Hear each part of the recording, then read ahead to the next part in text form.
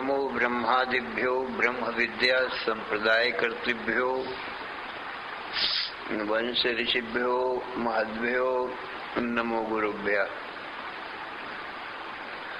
सर्वोपप्लवरहितः प्रज्ञानघनः प्रत्यगर्थो ब्रह्मैवाहमस्मि। नारायणं पद्मभवं वसिष्ठं शक्तिञ्च तत्पुत्र पराशरञ्च व्यासं शुकं गौडपदं महान्तं गोविन्द योगीन्द्रम् अथास्य शिष्यं श्री शंकराचार्यम्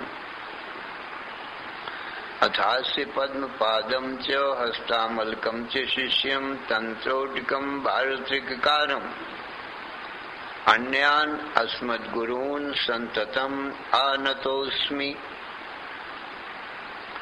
श्रुति स्मृति पुराणानाम् आलयं करुणालयं नमामि भगवत्पादं शंकरं लोकशंकरम्। शंकरं शंकराचार्यं केशवं बादरायणं सूत्रभाष्यकृतौ वन्दे भगवन्तौ पुनः पुनः। ईश्वरो गुरुः आत्मेति मूर्तिभेद विभागिने व्योमवद्व्याप्त देहाय दक्षिणामूर्तये नमः। अशुभानि निराचष्टे तनोति शुभ संततिं स्मृतिमात्रेण यत्पुंसां ब्रह्म तन्मंगलं परम्। अति कल्याण रूपत्वान् नित्य कल्याण संश्रयात् स्मर्तॄणां वर्धत्वाच्च ब्रह्म तन्मंगलं विदुः। ओंकारस्याथ शब्दस्य द्वयेतो ब्रह्मणः पुरा कंठं भित्त्वा विनिर्यातौ तस्मान् मांगलिकौ उभौ। ओम तत्सत् परब्रह्मणे नमः। श्री राम जय जय राम। श्री राम जय जय राम। श्री राम जय जय राम। धर्म की अधर्म का प्राणियों में विश्व का हर हर महादेव। अशरण शरण्य कारण करुण करुणा वरुणालय कर्तुम अकर्तुम अन्यथा कर्तुम समर्थ नित्य शुद्ध बुद्ध मुक्त स्वरूप अनंत कोटि ब्रह्मांड नायक परात्पर पूर्णतम पुरुषोत्तम परब्रह्म सच्चिदानंद घन सर्वज्ञ सर्वशक्तिमान भगवान श्री कृष्ण से अर्जुन ने पूछा, हे भगवान यत् श्रेयस्यान्यश्चितं ब्रूहि तन्मे शिष्यस्तेहं साधिमां त्वां प्रपन्नम। हे भगवान मेरे परम कल्याण का आप उपाय बतावें जिससे आत्यंतिक दुखों की निवृत्ति और परमानंद की प्राप्ति हो, मृत्यु की निवृत्ति और अमृतत्व की प्राप्ति हो और अज्ञान की निवृत्ति अनंत अखंड ज्ञान की प्राप्ति हो। वह उपाय आप मुझको बतावें। मैं आपका शिष्य हूँ, आपकी शरण में हूँ। मेरा तन मन बुद्धि प्राण आपके चरणों में अर्पण है। तो भगवान श्री कृष्ण कहते हैं, हे अर्जुन सावधान मन से श्रवण कर।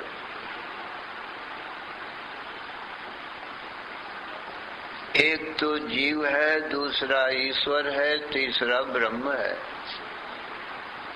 अब इन तीनों तत्वों को समझो। ब्रह्म ही माया उपाधि से माया विशिष्ट माया में प्रतिबिंबित हो करके जो कारण माया है जिससे जगत की उत्पत्ति पालन संहार होता है, ऐसी जो कारण माया है उसी उपाधि में प्रतिबिंबित होता है, तब उसको ईश्वर कहते हैं। उसी को माया विशिष्ट ब्रह्म कहते हैं। उसी का नाम सबल ब्रह्म भी है, माया के सहित, माया उपाधि सहित। और इसी को वाच्यार्थ भी कहते हैं। ये ईश्वर पद का वाच्यार्थ है, ब्रह्म। अब वो कारण माया और माया में पड़ा प्रतिबिंब, इतनी तीन चीजों को मिल करके ये ईश्वर पद का वाच्यार्थ होता है। इसी से जगत की उत्पत्ति पालन संहार होता है। ये ईश्वर सर्वज्ञ होता है और सर्वशक्तिमान होता है और जगत की उत्पत्ति पालन संहार करता है। ये ईश्वर के कर्म है।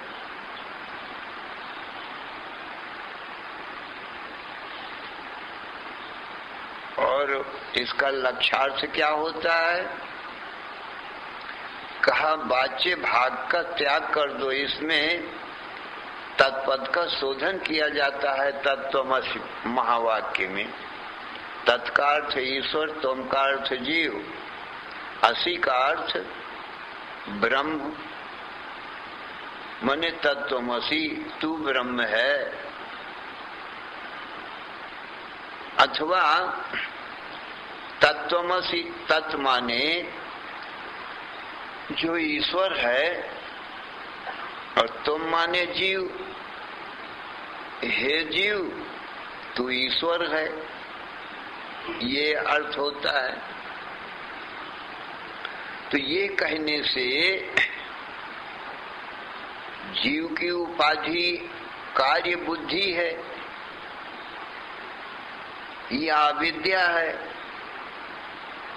इसलिए जीव अल्पज्ञ है, अल्प शक्तिमान है, देहाभिमान से युक्त होकर के कर्ता भोक्ता होता है।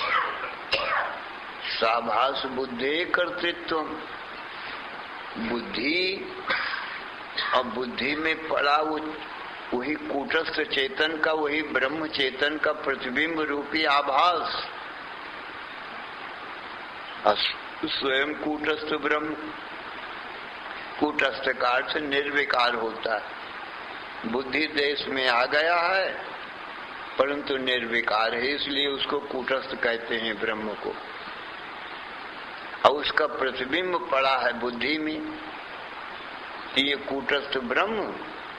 अब बुद्धि में पड़ा प्रतिबिंब, ये तीनों मिलकर के जीव कहलाते हैं। इसी में कर्तृत्व भोक्तृत्व होता है, तीनों के सम्मिलित अर्थ में। अब कर्तृत्व भोक्तृत्व का त्याग करना है। उस ईश्वर में भी जगत कर्तृत्व है, तो और ये महावाक्य कहता है तत्त्वमसि, वह ईश्वर तू है, यह ब्रह्म तू है। तो वाच्यार्थ में एकत्व बन सकता नहीं,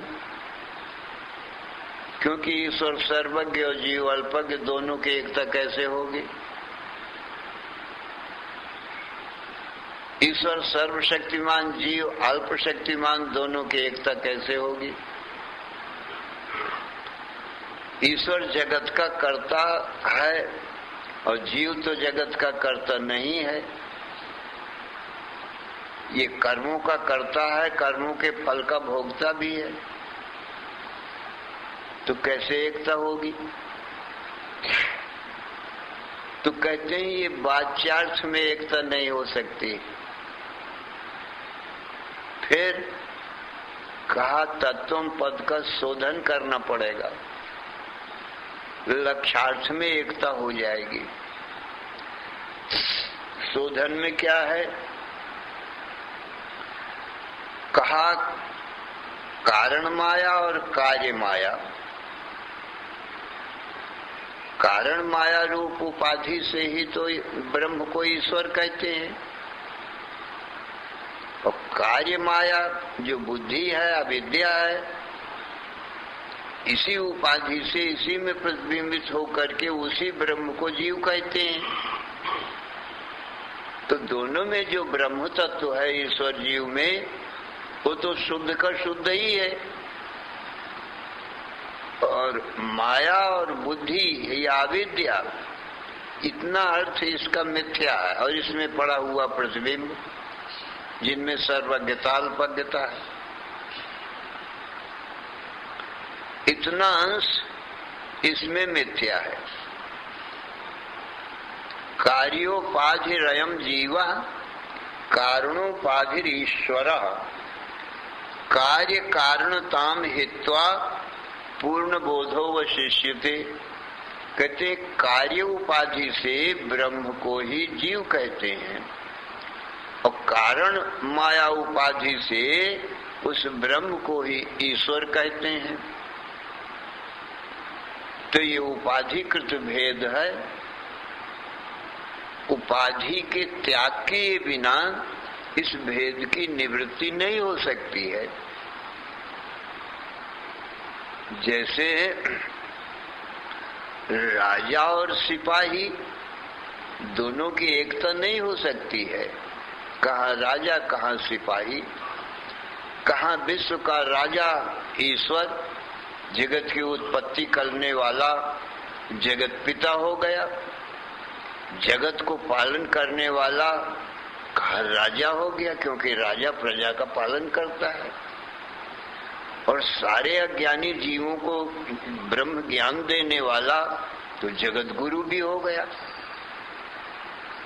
उपाधि भेद से उसमें श्रेष्ठता है, और निरुपाधि उपाधि छोड़ देने पर तो जीव ईश्वर का दोनों जो चेतन भाग है, दोनों में जो चेतन भाग है, ज्ञान भाग है, वो तो एक ही है। ये प्रतिबिंबों में ही ये भेद है, वो भी माया और अविद्या उपाधि से। तो इस प्रकार से माया उपाधि होने के कारण ईश्वर जगत करता है, तो जगत का माता पिता हो गया। माता हो गई वो क्या नाम तुम्हारे, माया, और पिता हो गया ये प्रतिबिंब ईश्वर, और माया माता हो गई। इस प्रकार से जगत का माता पिता ईश्वर हो गया। भगवान कृष्ण कहते हैं कि मैं माया उपाधि से पिता हमस्य जगतो माता धाता पितामह। अर्जुन मैं जगत का माता पिता हूँ, माने मेरी माया माता हो गई और मैं चिदाभास पिता हो गया। अब मेरे शुद्ध स्वरूप में तो कुछ नहीं है, जगत करते तो है ही नहीं है, और मैं सर्वज्ञ होने से जगत गुरु भी हो गया, क्योंकि मेरी उपाधि जो है शुद्ध माया, वो अज्ञान आवरण मेरे स्वरूप में नहीं करती, मेरे प्रतिबिंब में अज्ञानता नहीं आती है, इसलिए सर्वज्ञ रहता हूँ। सर्वज्ञ अल्पज्ञ जीवों का गुरु हो गया, और मैं सत्ता स्फूर्ति दे करके माया और माया के कार्य का पालन करता हूँ, इसलिए राजा भी हो गया। तो ईश्वर जगत कर्ता होने से माता पिता भी है, सर्वज्ञ होने से जगत गुरु भी है, और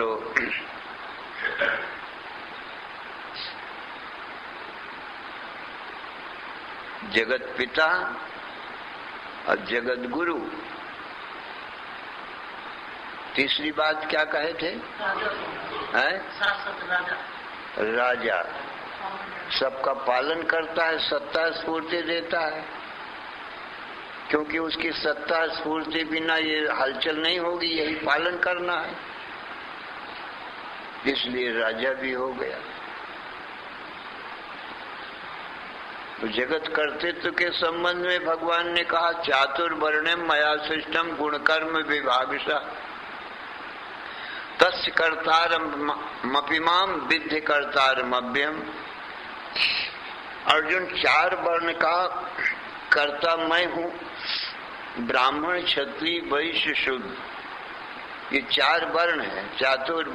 इसको कहते हैं चातुर्वर्ण्यम मया सृष्टम। ये 4 वर्णों की सृष्टि मैंने किया है, मेरे द्वारा इनकी सृष्टि भई है। परंतु अर्जुन, माया करके मैं करता हूं। तस्य कर्तारम मपिमाम, तस्य कर्तारम अपि माम विद्धि। और वास्तव में तो अकर्तारम अभ्यम, वास्तव में तो अकर्ता हूं।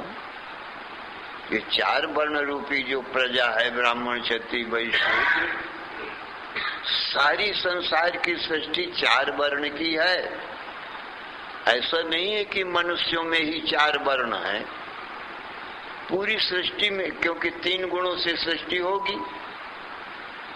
माया में 3 गुण हैं और 3 गुणों से ये सारी सृष्टि होती है, सत्वगुण, रजोगुण, तमोगुण।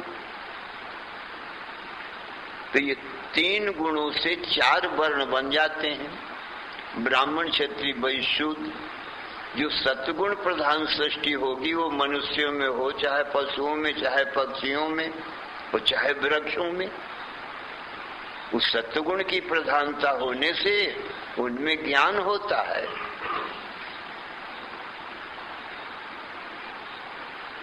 तो मनुष्यों में, क्योंकि ये शरीरों के ही नाम हैं,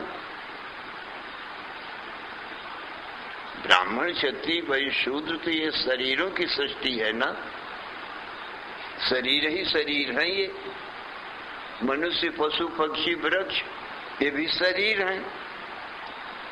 तो जो मनुष्य सत्वगुण प्रधान हैं उनकी पूजा होती है, क्योंकि सत्वात् संजायते ज्ञानम।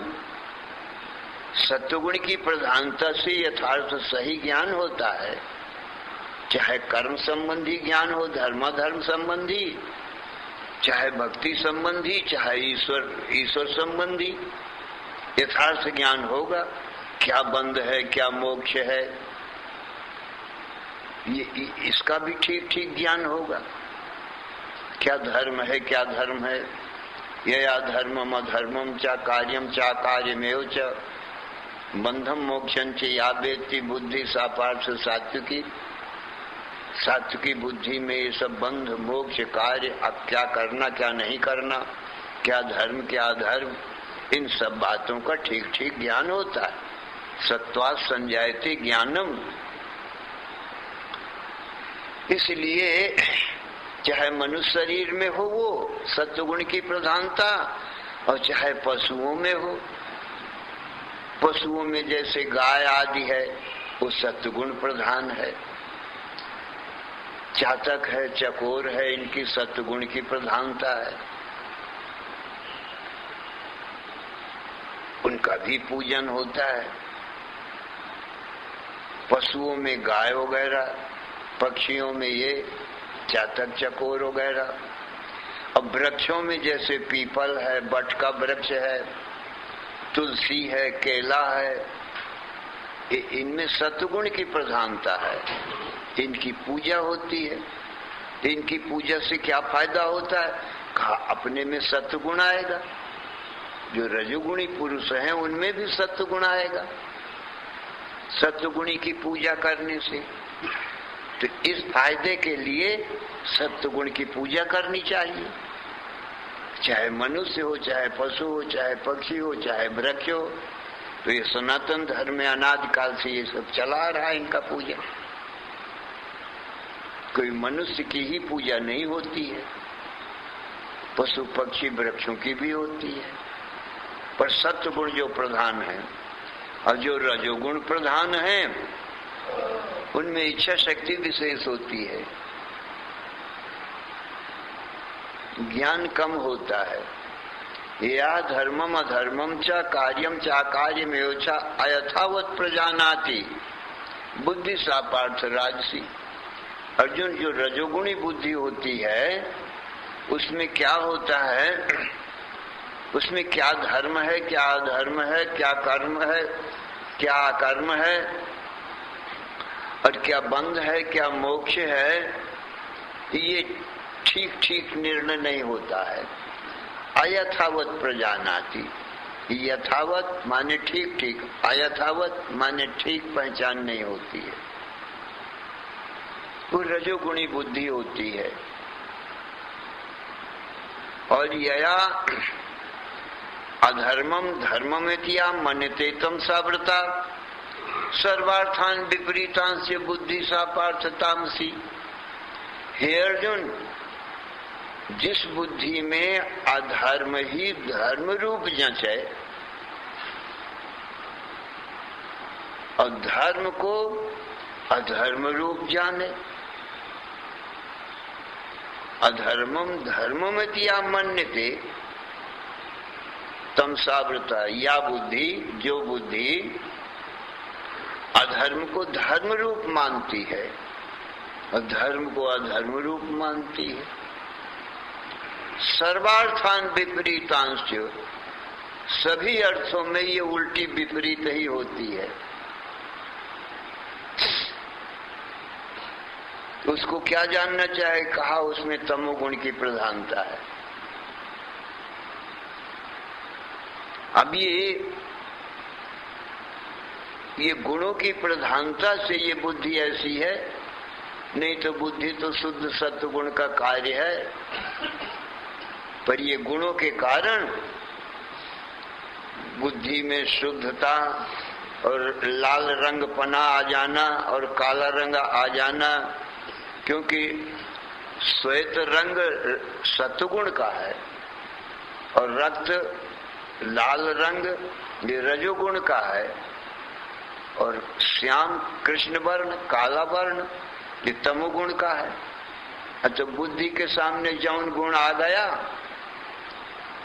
वैसा ही प्रतीत होने लगता है।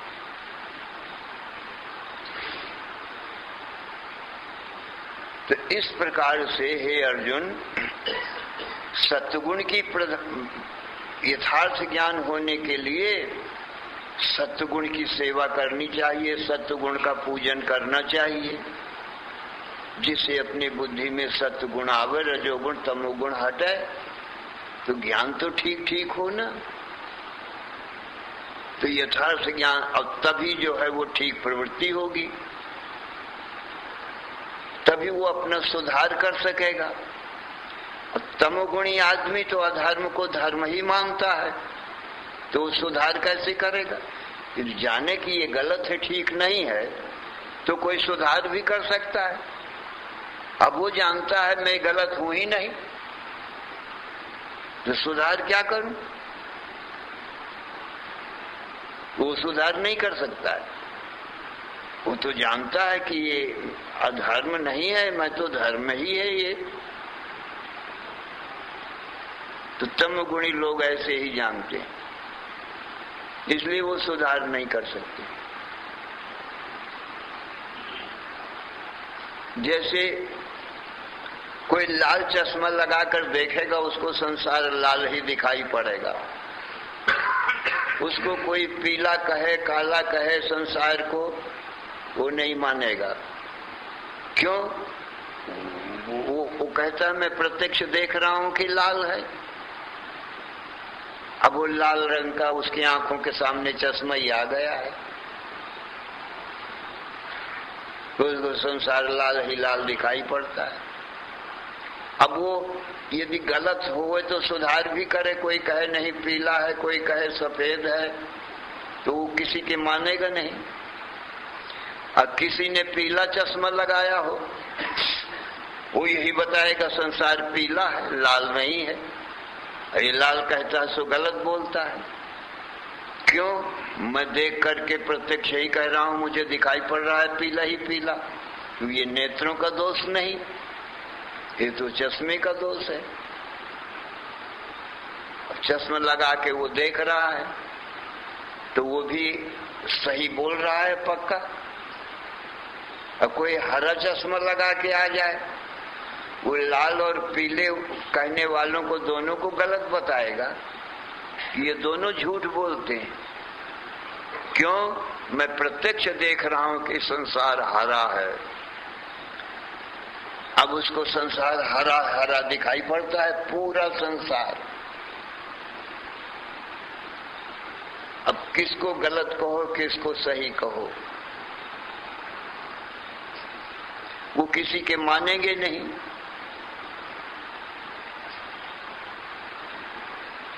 ये हाल है।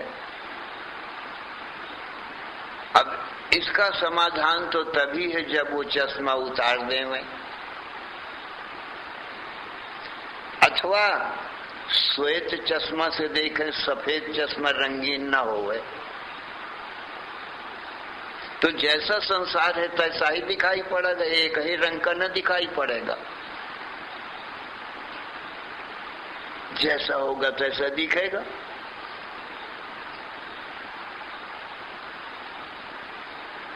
यही हो सकता है, चश्मा उतार दे फिर देखे, अथवा चश्मा लगाना है तो सफेद चश्मा लगावे, रंगीन ना हो, तो जैसा होगा संसार वैसा दिखाई पड़ेगा। तो सज्जनों, ये बुद्धि में ये सफेद रंग का चश्मा है, ये सत्वगुणी, और रजोगुणी वो लाल वर्ण का है, तमोगुण का वो कृष्ण वर्ण है, श्याम वर्ण है। तो वैसी ही बुद्धि हो जाती, बुद्धि का ज्ञान वैसा ही पक्का हो जाता है जैसा गुण होता है।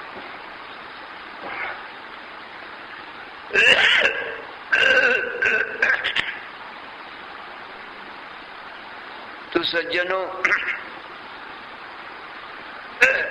भगवान कहते हैं कि ये चार वर्णों का कर्ता मैं हूं, पर ये तीन गुणों की वजह से ही है।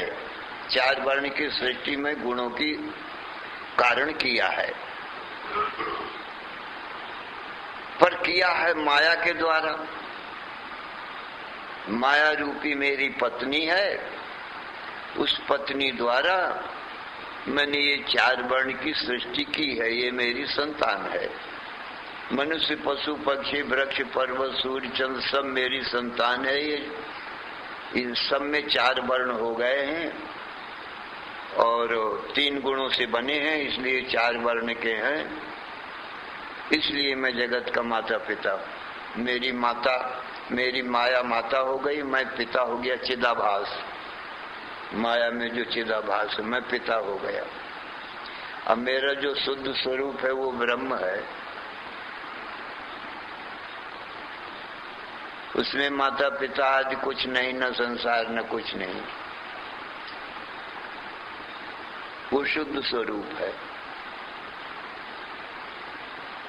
तो माया करके ही मैं जगत करता हूं, और माया बिना वास्तव में अपने वास्तविक ब्रह्म स्वरूप से अकर्तारम अव्ययम। वास्तव में तो अर्जुन मैं अकर्ता हूं, मुझे अकर्तारम माने अकर्ता ही जानो, और अव्ययम और अविनाशी हूं।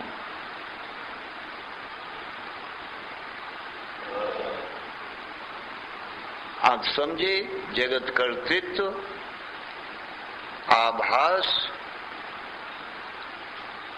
और माया में ही है, और उसमें जो शुद्ध ब्रह्म है वो लक्ष्यार्थ है। तो दोनों स्वरूप भगवान ने बताया, वाच्यार्थ भी, वाच्यार्थ में कर्तृत्व बताया, और वास्तविक स्वरूप में केवल चेतन स्वरूप में वो अकर्ता अविनाशी है। इसी प्रकार से जीव में भी बुद्धि और बुद्धि में पड़ा चेतन का आभास और चेतन ब्रह्म स्वयं भी, ये तीनों मिलकर के ही कर्तृत्व भोक्तृत्व है।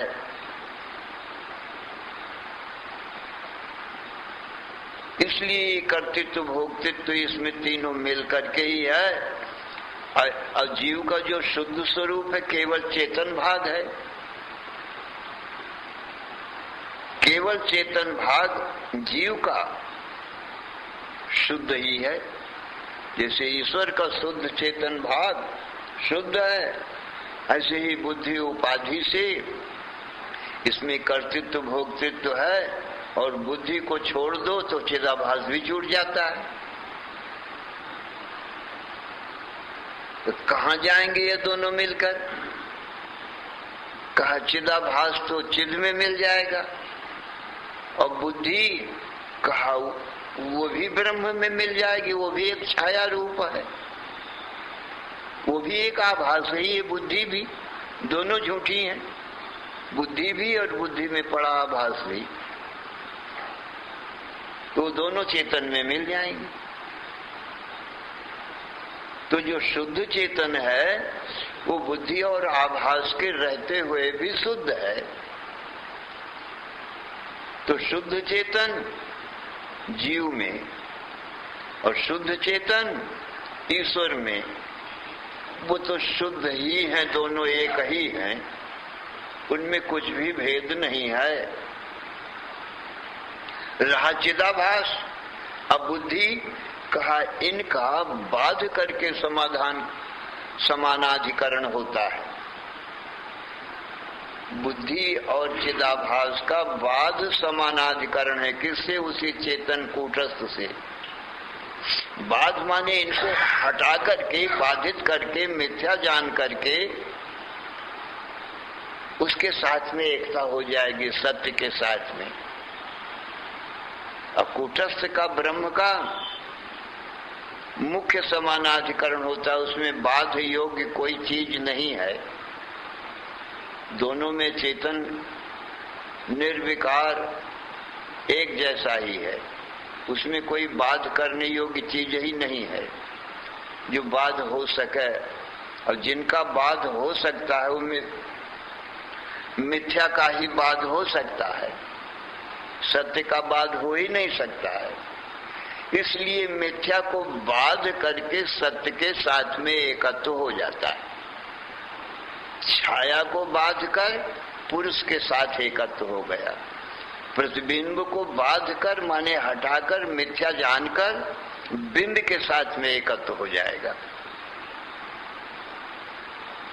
इस प्रकार से जीव और ईश्वर का जो बातचार्थ है ना, माया विद्या और प्रतिबिंब, इनको बाध करके शुद्ध ब्रह्म के साथ में एकत्व हो जाता है। इसलिए वेदांत का सिद्धांत कहता है कि ये सब शुद्ध ब्रह्म रूप ही हैं, बाध करके एकत्व जानो। माने दिखाई पड़ते हुए भी एकत्व समझते रहो कि ये बाधित है मिथ्या होने के कारण। वेदांत सिद्धांत निरुक्त रेशा ब्रह्मैव जीवा सकलम जगच्च अखंड रूप स्थित रेव मोक्षा ब्रह्मा द्वितीय श्रुतया प्रमाणम। कहते हैं वेदांत का सिद्धांत कहते हैं निर्णय को। उपनिषद वेदांत है, गीता वेदांत है, क्योंकि उपनिषदों का सार है। वेदों का जो अंतिम निर्णय हुआ करता है उसको वेदांत कहते हैं। वेदों का अंतिम निर्णय, वेद क्या कहना चाहते हैं? वेद यही बताते हैं कि ईश्वर और जीव और जगत, ये तीनों बाधित होकर के ब्रह्म के साथ में मिलते। ईश्वर जीव तो प्रतिबिंब हो गए और जगत माया विद्या कहा ये छाया हो गई।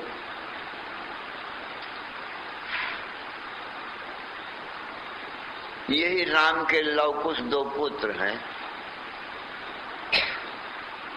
लव माने ईश्वर और जीव, ज्योति स्वरूप जो हो उसको लव कहते हैं।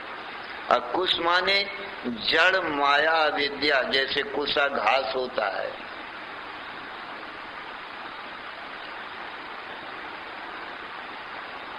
जड़ चेतन जग जीव जत सकल राममय जान बंदों सबके पद कमल सदा जोरि जुग पाणी। कहते हैं जड़ और चेतन। जड़ और चेतन क्या है? कहा जीव और जगत। जो जीव है वो तो चिदाभास है, प्रतिबिंब है, इसलिए वो लव हो गया। और जो जड़ है कहा वो तो जगत है। जगत को कुछ भी ज्ञान नहीं है, जीव को तो ज्ञान है ना, इंद्रियों के द्वारा शब्द आदि विषयों का ज्ञान करता है और अनुकूल विषय होने से हर्षित भी होता है, और प्रतिकूल विषय होने से दुखी भी होता है। हर्ष विषाद ये सब चिदाभास में होंगे, और जड़ पदार्थ में तो हर्ष विषाद होगा ही नहीं, इसलिए वो कुश है। ये जीव कहा ये लव है, ये प्रतिबिंब है। अब कुश कहा वो तो छाया रूप है, ये प्रतिबिंब रूप है। बस ये दो ही पुत्र हैं, तो दोनों फिर पिता में मिल जाएंगे। पिता से ही निकले हैं, पिता में मिलेंगे। अभी विचार करके देखो तो पिता से जुदा नहीं है। जैसे कोई पुरुष अपनी छाया को अपना ही रूप जानता है, वो उसको मिथ्या जानता है, मेरे से जुदा नहीं है। अपने प्रतिबिंब को भी अपना रूप जानता है, अपने से जुदा नहीं जानता है, और है भी नहीं जुदा। इस प्रकार से जो लव है माने जीव है, प्रतिबिंब है, वो बिंब में मिलेगा। बिंब से अलग है ही नहीं। ज्ञानी लोग सब जानते हैं कि मेरा प्रतिबिंब मेरा ही रूप है, और मेरी छाया भी मेरा ही रूप है। अज्ञानी भले ही अलग जाने, अज्ञानी तो बालक हैं। जैसे रामकृष्ण आदि बाल लीला जब किया है तो छाया को दूसरा जानते थे, प्रतिबिंब को दूसरा जानते थे, दूसरा बालक जानते थे। पर जब सयाने होते हैं तब दूसरा थोड़ी जानते हैं। अब दो हो गया, एक मैं, एक मुझको दिखाई पड़ने वाला बालक, तो दो हो गए। परंतु वो दूसरा तो झूठा है मेरी छाया होने से, पर बालक इस बात को नहीं जानता। बालक तो दूसरा ही बालक मान लेता है। तो बाल लीला करके ये अज्ञान लीला दिखाई है राम ने। रूप रास नृप अजिर बिहारी, नाचहि निज प्रतिबिंब निहारी। अपने प्रतिबिंब को दूसरा बालक जान करके नाचते थे, और वो प्रतिबिंब जो रूपी जो बालक थे वो भी नाचते थे। आंगन में खड़े खेल रहे हैं, जिधर निहारते हैं दीवारों में और खंभों में शीशा लगे हैं उत्तम उत्तम कोटि की मणियां, स्फटिक मणियां जड़ी, उनमें प्रतिबिंब प्रकट होता है। राम जानते हैं ये दूसरे बालक हैं। परंतु कोई सयाना हो जाएगा तब थोड़ी दूसरा जानेगा, तब तो जानेगा ना मेरी ही छाया मेरे प्रतिबिंब है।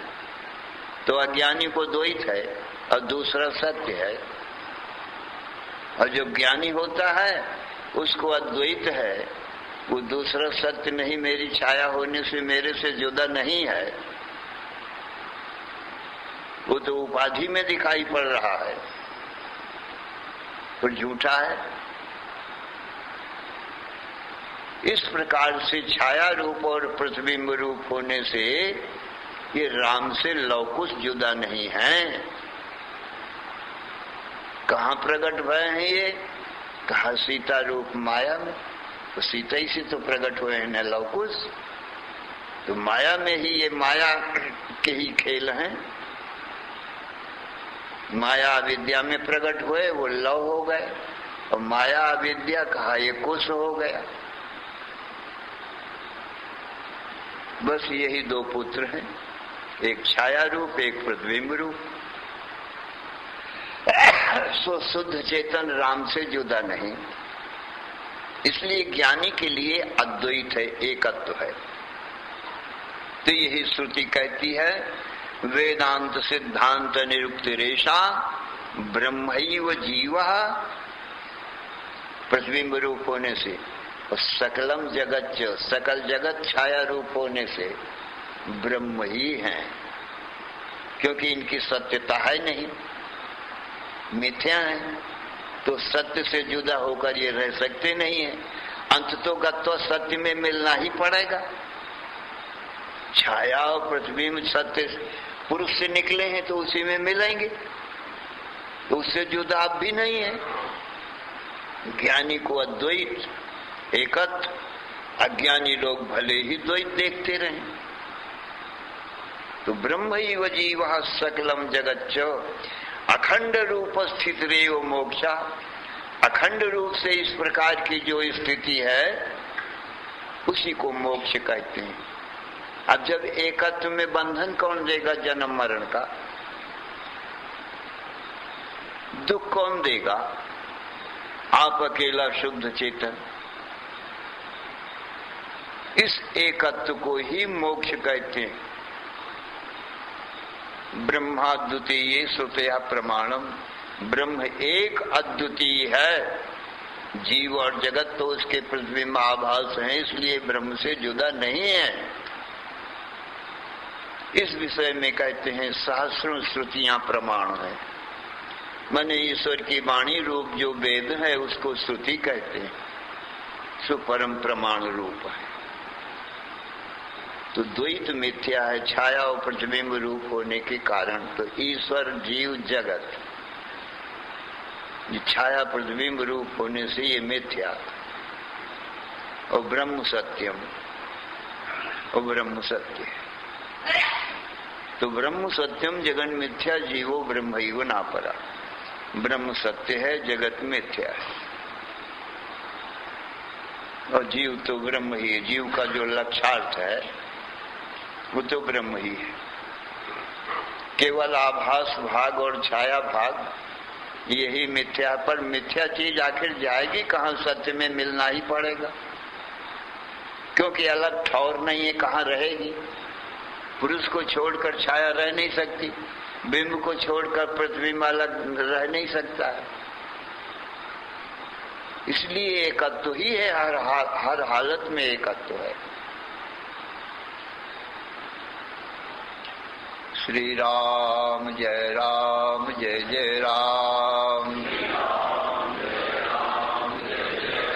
श्री राम जय राम, श्री राम जय राम। धर्म की अधर्म का, प्राणियों में विश्व का, हर हर महादेव।